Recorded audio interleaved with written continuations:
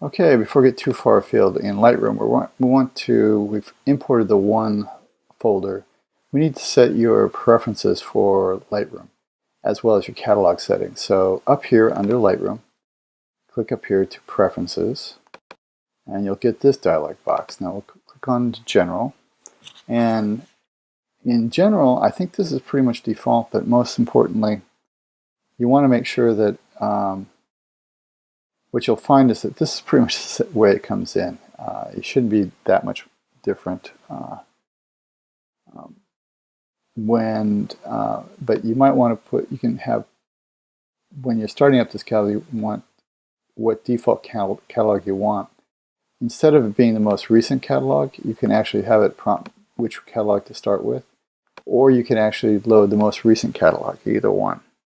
But on your PDF, it's indicated to prompt me when starting the Lightroom catalog. In other words, to say which catalog is it that you're going to do. I prefer actually having loaded most recent catalog. That way, I usually know which catalog that is as it comes in. But if you click on that one icon, the catalog that you want is going to come in. All right. So that's one of the things you want to think about. Presets. On this, I do like the presets for applying auto mix when converting to black and white. More on that later.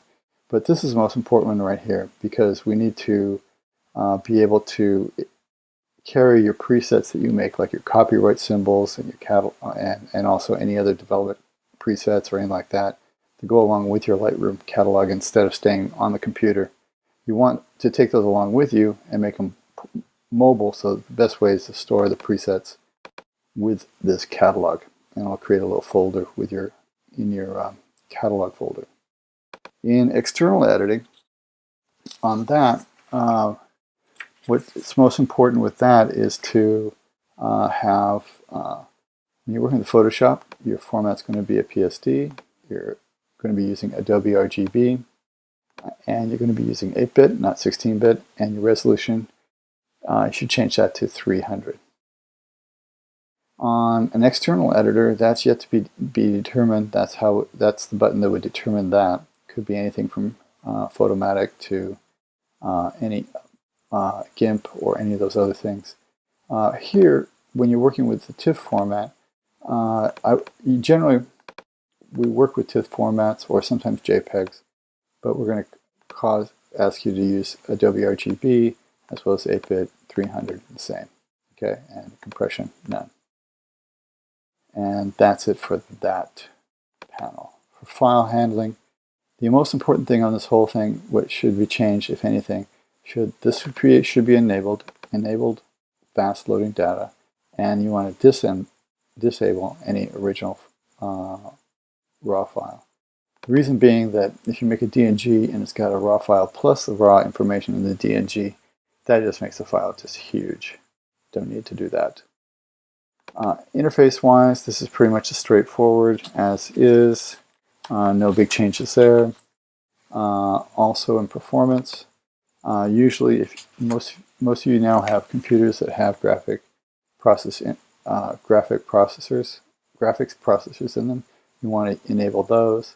Lightroom Mobile, if you're signed up for the mobile pack deal with Lightroom on iPhones or on iPads, then this will make a lot more sense to you, but at this point we don't expect you to actually be engaged in Lightroom Mobile. Network should also be just as it is, no changes.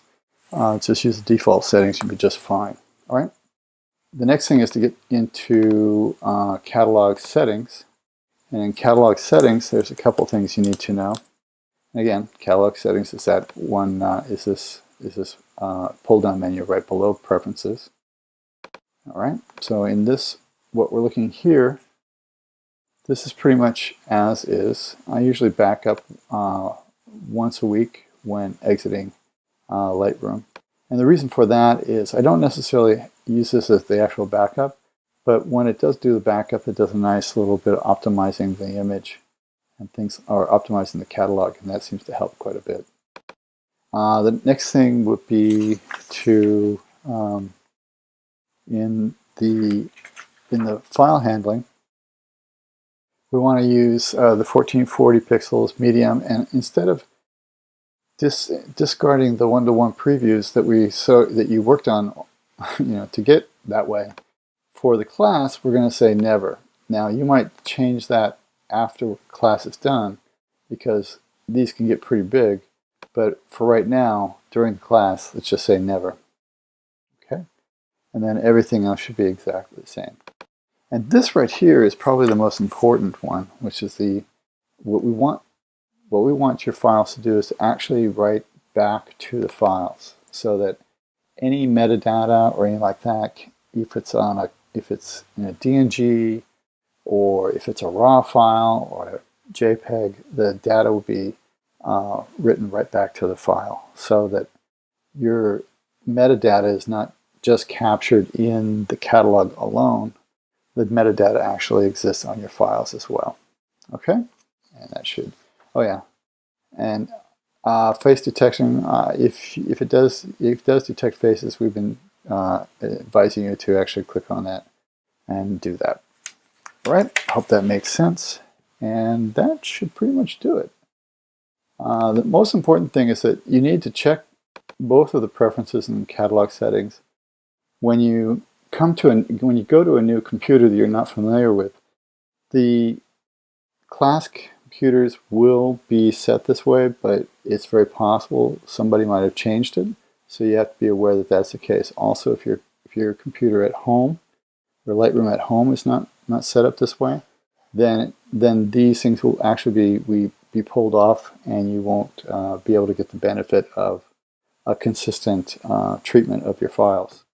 So that's an important thing to be aware of when you're doing work at home as well as school, because you have two different computers touching your catalogs. You want to make sure that they're consistent. So you don't do this just at school, but you also do this at home. Once you get it set up and it's working properly, you usually don't have to change it again. But those are the things we want to make you aware of at this point. Outside of that, you just keep on importing from there. Again, thank you very much.